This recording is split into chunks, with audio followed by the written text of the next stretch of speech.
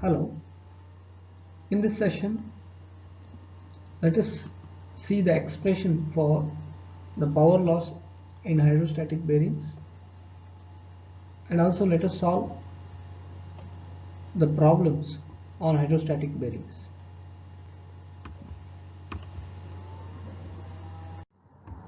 Next, let us find out the expression for power loss due to friction for the case of hydrostatic bearings.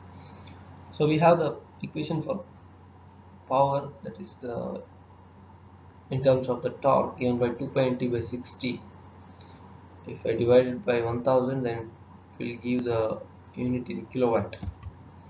So let's consider the figure here for the hydrostatic circular step bearing, wherein we have the inside radius r1, outside radius r2. So let us uh, take an element at a radius r whose thickness is dr.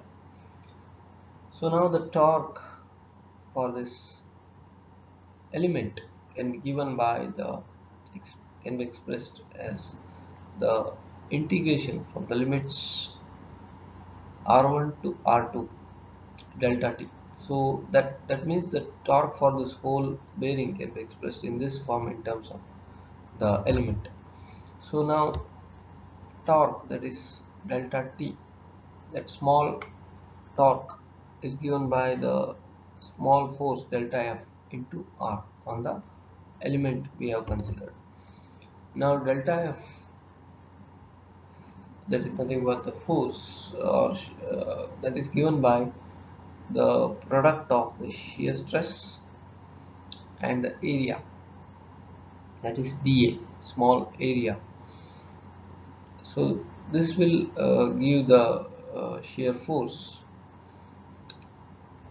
Next, we have the equation for the shear stress given by the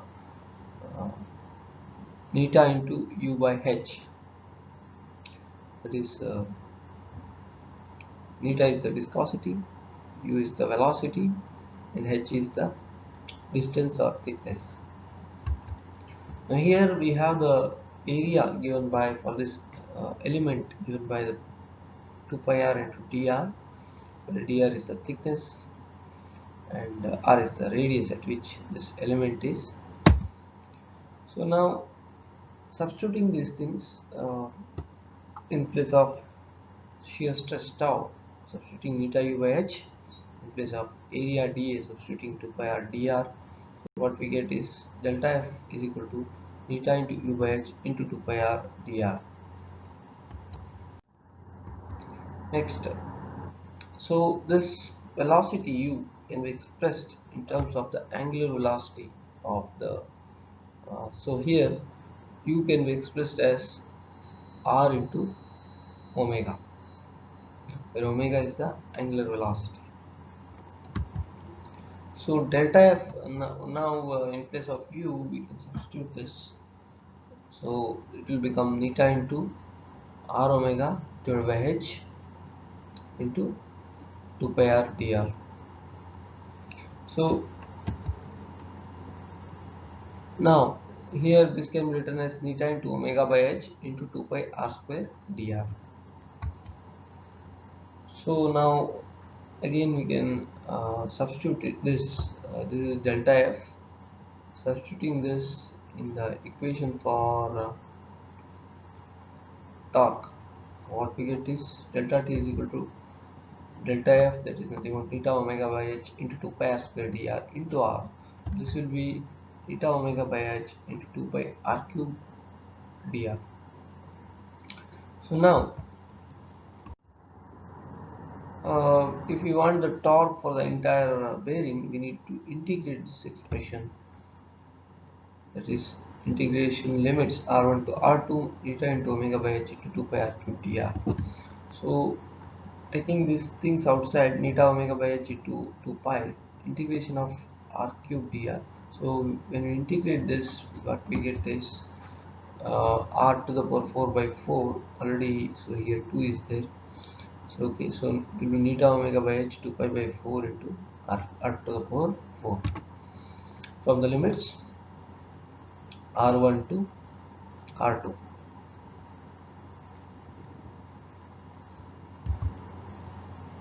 Next, so when we substitute this limits, it will be eta omega by h into pi by 2, so here 2 into cancels, so r to the power 4 minus r1 to the power 4. So this can be again this value of uh, torque can be substituted in the equation for power or power loss, that is P mu, that is 2 pi n t by 60. Now here 2 pi n by 60 into 1000 into t. T is nothing but neta into uh, pi by 2h. So this omega, what I do again, it is expressed in terms of 2 pi n by 60. Omega is 2 pi n by 60 into r to power 4 minus r1 power 4.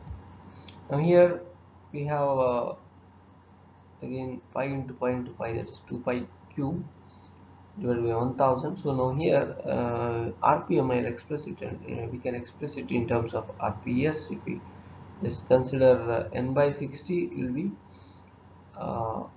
n dash, that is revolutions per second. Again here one n by 60 n dash, so 2 n dash into neta by h, so here uh, and then we have r2 power 4 minus r1 power 4. So here we have 2 into 2 4 divided by 2, that in the denominator, that will become 2 in the numerator finally. So this is the expression what we are going to get for the power loss. So now if we simplify this, what we are going to get is 0.062 into neta into n dash square by h into r2 power 4 minus r1 power 4. Now let us express this r2 and r1 in terms of d2 and d1. So then r2 is nothing but d2 by 2, and r1 is d1 by 2. We substitute this, we get is p mu is equal to 0.062 neta n dash square divided by 16h into d2 power 4 minus d1 power 4. This is the final expression what we get for the power loss. So in this session, let us solve a problem on hydrostatic step bearing. A hydrostatic step bearing has the following data.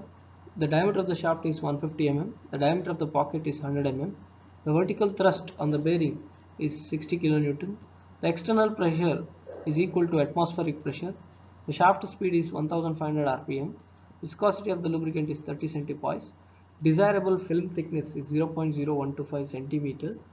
Determine the rate of flow of the oil, power loss due to friction, and coefficient of friction. So in this problem, we have been given the data regarding the hydrostatic step bearings. So writing down the given data, diameter of the shaft is nothing but d1, that is the outside diameter, that is given as 150 mm. So convert it into meters, 0.15 meter. Diameter of the pocket is 100 mm, that is nothing but the recess diameter, that is 100 mm converted into the meter, that is 0.1 meter. Vertical thrust on the bearing is nothing but the load, thrust load acting, that is 60 kilonewton converted into newton, 60 into 10 power 3. So then it's said that the external pressure is equal to the atmospheric pressure. Okay, so then the shaft speed is 1500 rpm. So converting it to revolutions per second, just divided by 60, it will be converted into rps. So that is nothing but actually n dash is rps, represented in rps. So next is the film thickness is given, as well as the viscosity. Viscosity is represented by neta, that is 30 centipoise. so into 10 power minus 3. So 1 centipoise is 1 millipascal seconds, so into 10 power minus 3, that will give 0.03 pascal seconds. Then film thickness, so nothing but represented by h here. So film thickness is 0.0125 centimeters, so convert it into millimeters, meters. Then let us solve for this. First of all, the what is asked is the rate of flow of the oil, that is nothing but capital Q.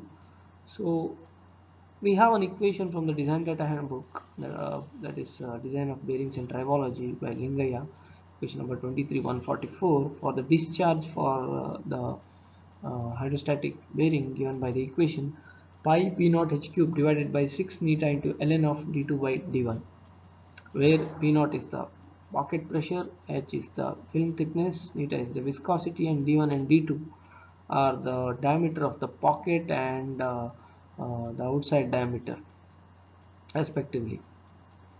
So here, before finding out this, we need the value of the pocket pressure P naught, which we don't know.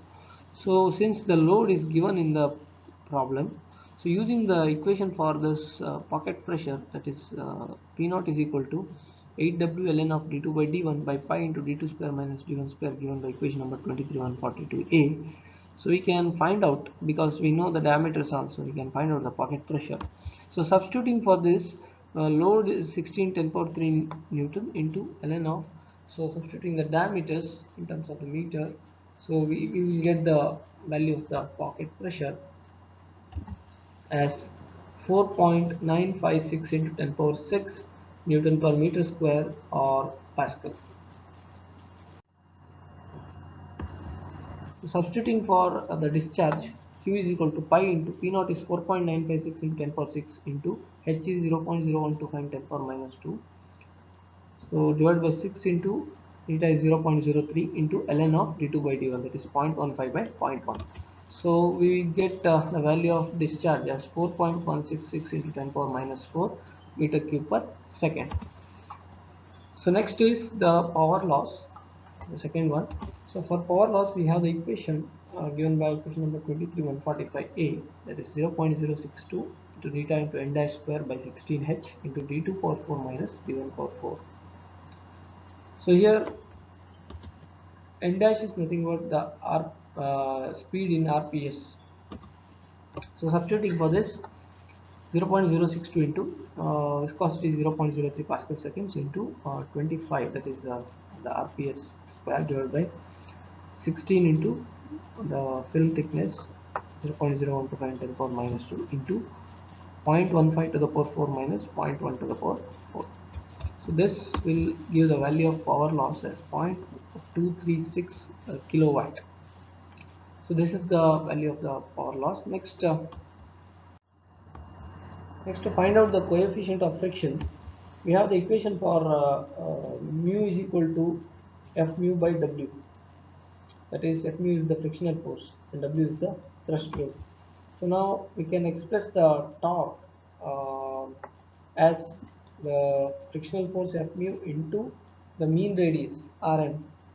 Okay, so this is the mean radius, that is nothing but R1 plus R2 divided by 2, that is the inside and outside radius divided by 2. So now here, therefore, we can write the frictional force F mu as T divided by Rm. So where Rm is nothing but the mean diameter divided by 2. Now mean diameter can be found out since we know the inside and outside diameters. So it is 0.125 meter. So therefore we get the value of Rm as 0.125 by 2, that is 0.0625 meters. So now let us first find out the value of torque by using the equation for power. The power and torque are related by this equation. P mu is equal to 2 pi T by 60 into 1000. So since we know the value of power or power loss, which we have found out in the previous step, so therefore substituting, so P mu is equal to, that is P mu is nothing but 0.236 is equal to 2 pi into RPM is 1500 into T divided by 60 into 1000. So therefore the value of torque that we get is 1.5024 Newton meter. So once we find out the value of the torque, let's substitute in the previous equation what we have written, that is F mu is equal to T by Rm. So since T is now known, 1.5024 divided by Rm 0.0625, that will give the value of F mu, that is frictional force, as 24.038 Newton. So once we know this, let us substitute in this equation mu is equal to F mu divided by W. So substituting this, what we get is 24.038 divided by 60 into 10 power 3, that is 0.0004 or 4.006 into 10 power minus 4. This is the value of the coefficient of friction. Let's solve another problem in hydrostatic bearings. That is problem number 2. A hydrostatic circular thrust bearing has the following data. Shaft diameter is 300 mm. The diameter of the pocket is 200 mm. The shaft speed is 100 rpm. Pressure at the pocket is 500 kN per meter square. The film thickness is 0.07 millimeter. The viscosity of the lubricant is 0.05 Pascal seconds. Determine the load carrying capacity, oil flow rate, power loss due to friction.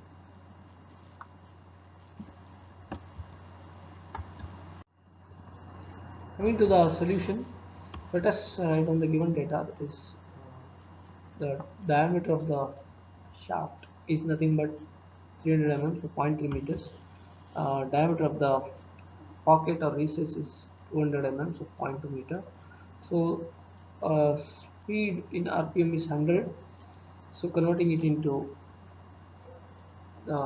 revolutions per second divided by 60, 1.667 rpm. So pocket pressure is given as 500 into 10 power 3 Newton per meter square. The viscosity is given as 0.05 Pascal seconds, as well as the film thickness is given as 0.07. So this is given in millimeters, I think, so that has to be converted into meters. So into 10 power minus 3 meters. So now, first of all, the load carrying capacity, we need to find out the load carrying capacity. So the equation for this already discussed in the last problem, given by the equation W is equal to pi into P naught into d2 square minus d1 square divided by 8 into ln of d2 by d1. So substituting for the given data, this is pi into P naught is 500 into 10 power 3 into 0.3 square minus 0.2 square divided by 8 into ln of 0.3 by 0.2. So the value of load will be 24.21 kilonewton. Next is the oil flow rate. So we have the equation for this given by Q is equal to pi P naught HQ divided by 6 eta into ln of d2 by d1. So this, substituting for this, so pi into pocket pressure is given 500 into 10 power 3 Newton per meter square into value of the film thickness. So substituting for this, 0.07 into 10 power minus 3, so it is substituting for that, divided by 6 into viscosity is 0.05 Pascal seconds into ln of d2 by d1, 0.3 by 0.2. So this will give the value of discharge or flow rate as 4.429 into 10 power minus 6 meter cube per second. Next we need to find out the power loss. So equation for power loss is given by P mu is equal to 0.062 eta n dash square divided by 16h into d2 power 4 minus d1 power 4. Substituting for this, 0.062 into eta is 0.05, n dash is 1.667 divided by 16 into h is 0.00007. That is the film thickness into d2 power 4 minus d1 power 4. That is 0.3 power 4 minus 0.2 power 4. So that is the value we get is 0.05 kilowatt.